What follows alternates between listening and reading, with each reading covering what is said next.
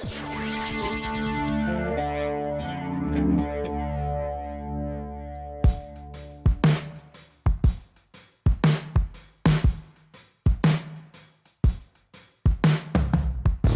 truck right here is the brand new 2021 Nissan Titan Pro 4X. Currently in the half-ton segment, this is the most off-road worthy Nissan truck you can buy.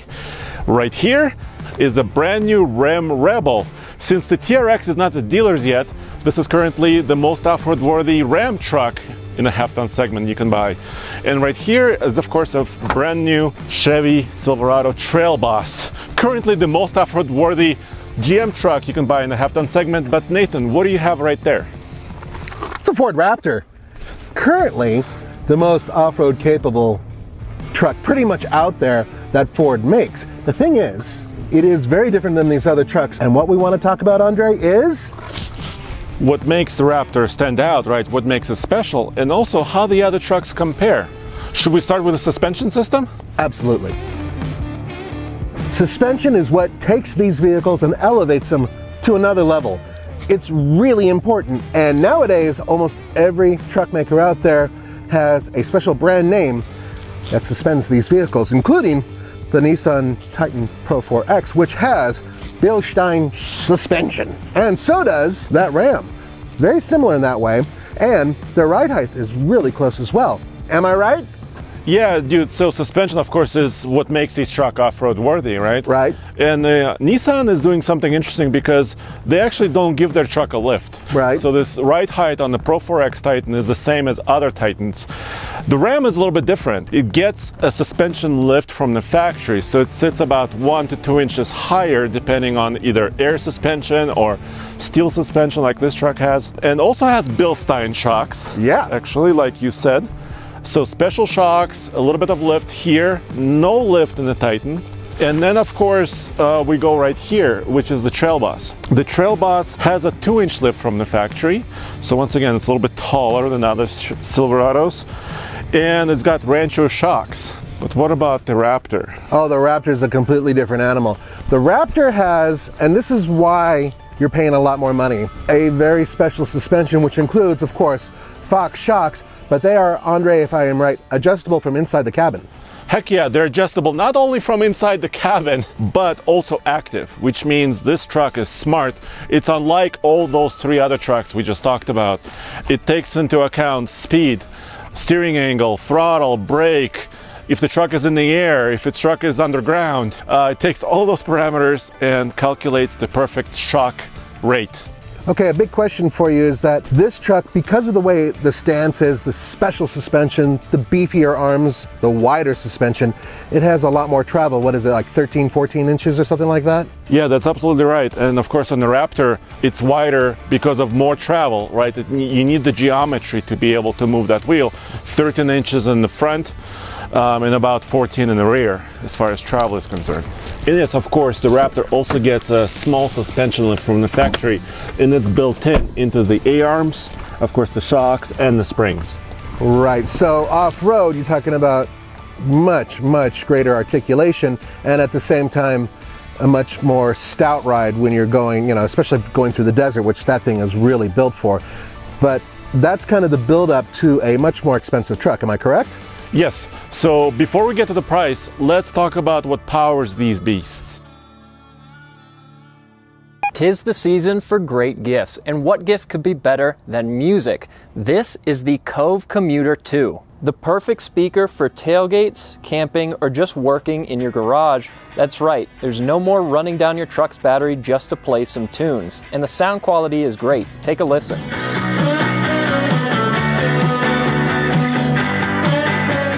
Now right now the speaker is throwing out 360-degree sound all around, but split it in half and you get true stereo audio. You buy one speaker, but you really get 2. If you get a call while connected, the Cove even answers with a built-in mic. The Commuter is water resistant and it lasts me up to 7 hours on a charge. Now the speaker usually costs $229.99, but you can get over 67% off by using the code FAST67. Click the link in the description below and check them out. I said it before and I'll say it again, this is still one of my favorite V8s out there. I love the sound, I love the power.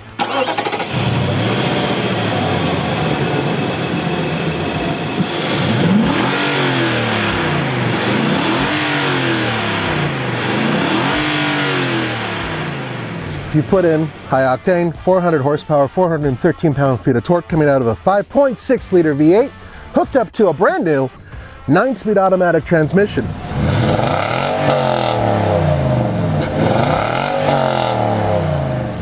It is epic for what it is, but at the same time, this is also the only engine you can get with this truck. Right here under the hood of the Ram Rebel, it's a 5.7 liter Hemi. We all know this engine and we all love it.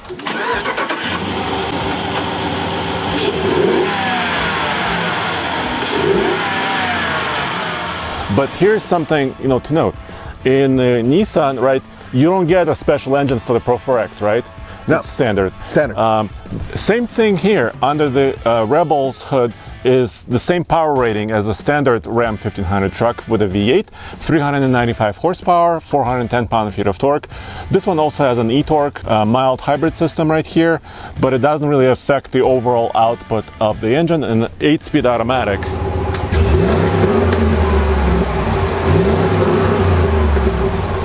But if you look under the hood of the Trail Boss, our long-term test truck, you will see a lot of Moab dust and mud.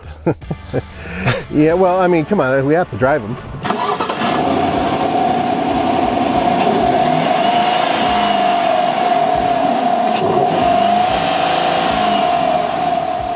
This is a 5.3. We also have a 6.2 liter V8 in the Trail Boss. So this one makes 355 horsepower. You can get 420 horsepower from the bigger V8. Right. But once again, this is not like a supercharged V8 or something very unique and special, right? It's standard engine fare. This truck also has a 10-speed.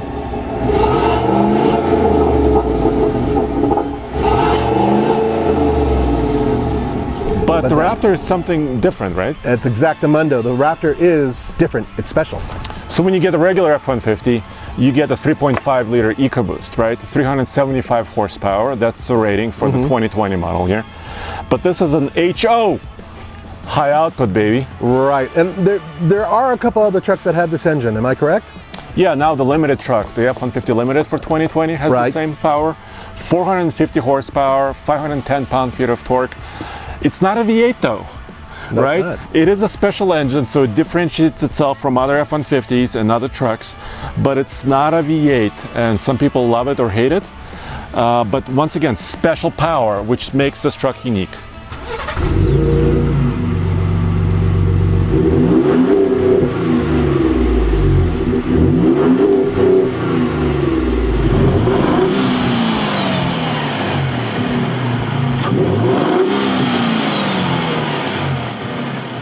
I want to talk to you guys about the way these trucks look, because all of them look better, in my book at least, than the stock versions of each one of them, and that's particularly true of the Raptor. Now, one of the reasons the Raptor looks the way it does isn't just to look cool, it's actually functional. Almost everything here, the vents, everything that you're seeing, were built specifically because this truck is a beast. It needs extra wide fenders because the wheels have to articulate a lot more and they need extra space to do it.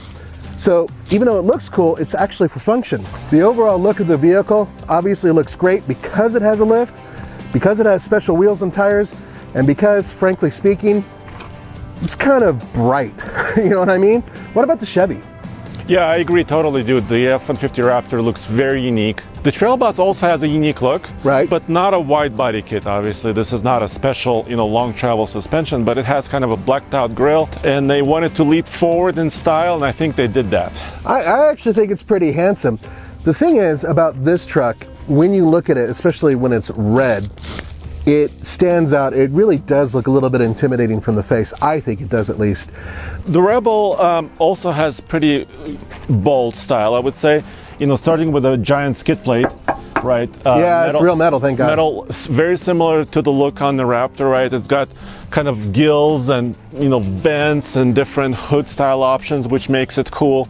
And just overall, the truck sits a little bit taller than other Rams 1500s, which is a great thing, also with a slightly bigger tire.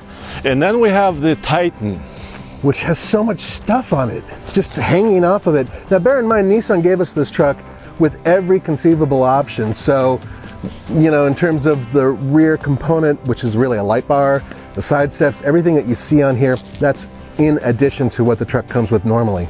Yeah, so I think this truck, obviously it wants to be bold, it wants to be special, and it does that. They even painted the Nissan part of the logo in this lava red, they call it, which kind of looks like orange to me. It looks like orange to me too. Yeah, and of course the hooks, the skid plate is here.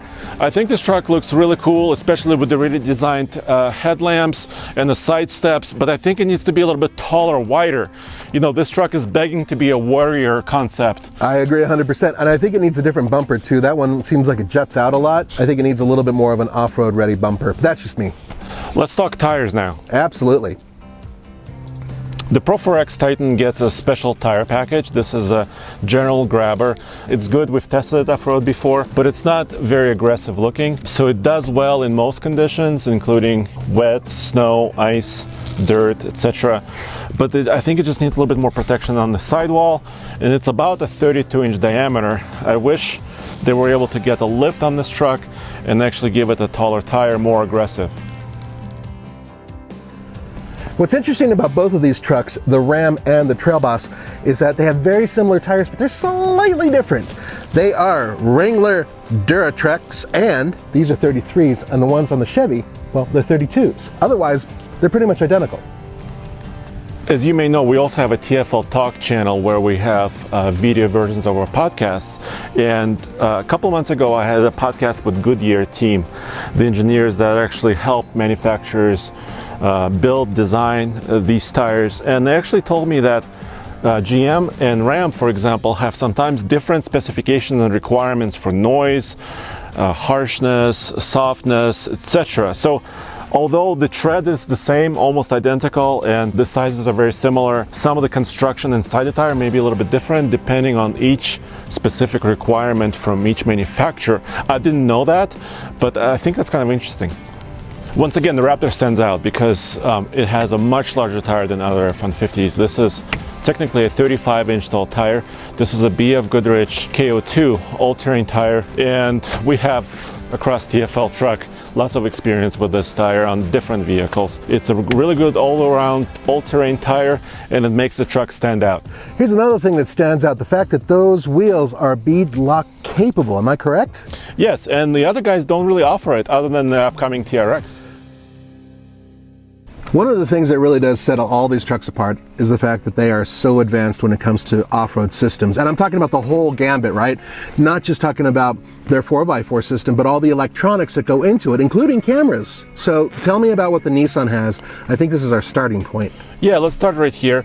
Obviously, four-wheel drive system is here, 4 high, 4 low. There's a rear locker in this truck. There's hill descent mode.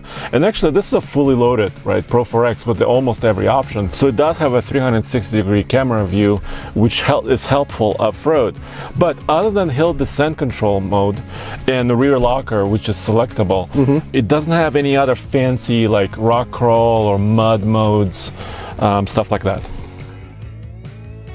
Now things are a little bit different in the Chevrolet, am I correct? Heck yeah, the Trail Boss has driving modes. So there's like an off-road, a sport mode, and normal driving mode.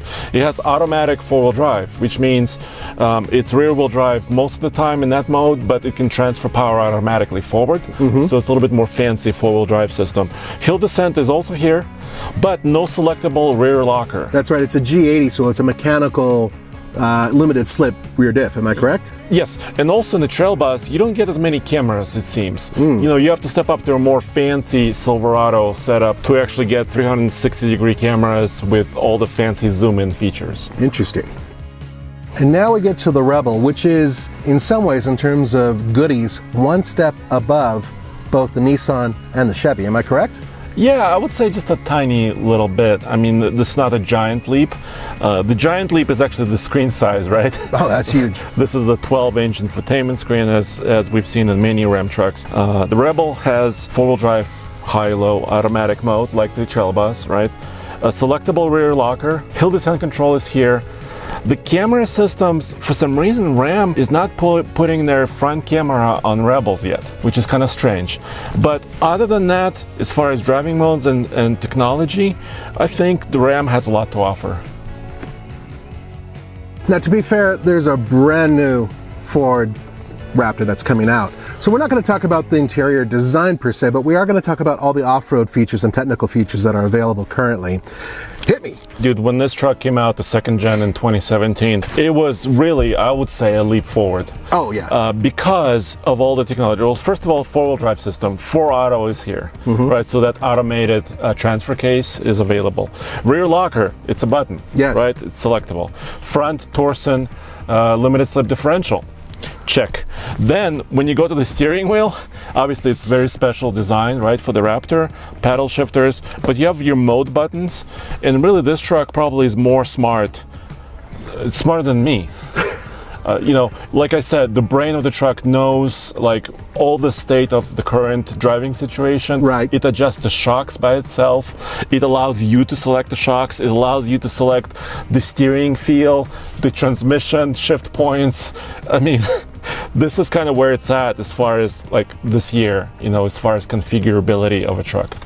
Now, one of the really important things, especially for people who are a little abusive off-road, is skid plates. It's really important, and good news, these trucks all have them.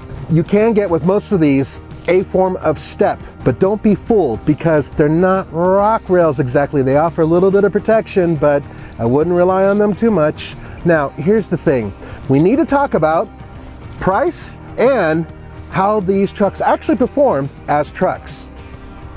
Nathan, would you agree that we made the case that the Ford Raptor offers more off-road capability, technology, and almost coolness factor? Well, yeah, in order to make these trucks compared to something like a Ford Raptor, it would cost you thousands and thousands of dollars to get them to that point. So in a way, the Ford makes a lot of sense. Yes, but like you said, it costs a lot. So let's go over the prices as they sit right here, right? Fully loaded Titan, 61 grand. That's nuts. Okay. Okay, so this is not a fully loaded Rebel, right? It's a Rebel with a V8 with a couple of options, 56 grand approximately. A little bit better. The Trail Boss? Yeah. 55. Much better. Yes, but what about that fully loaded Raptor? Now they start at under $60,000. Am I correct? Yes, I've never seen one. Me neither. So this one is what, close to 70? 77. Damn! Yes. That is a lot of dough. We have to talk about truck capability, right? Right. The Raptor has the lowest payload rating of these four, to about 1,200 pounds, and actually 1,000 pounds for the one that's here. That's no bueno. Yeah. 8,000 pounds of towing for the Raptor. Okay. All of these trucks tow more. They're more capable as trucks. And that's the thing. If you want a truck, the problem is when you go to the next level and you want an off-road toy, you lose payload, you lose towing because you have a different suspension and more weight, right? I mean, this vehicle compared to a regular F-150, come on, the F-150 regular tows a lot more. And what do you say next year when the new Tundra next generation comes? Should we do this again? We should do this again along with the next generation Raptor. And TRX. TRX. All right, guys, as always, go back to tfloffroad.com and tfltruck.com for all the latest truck news. See you guys.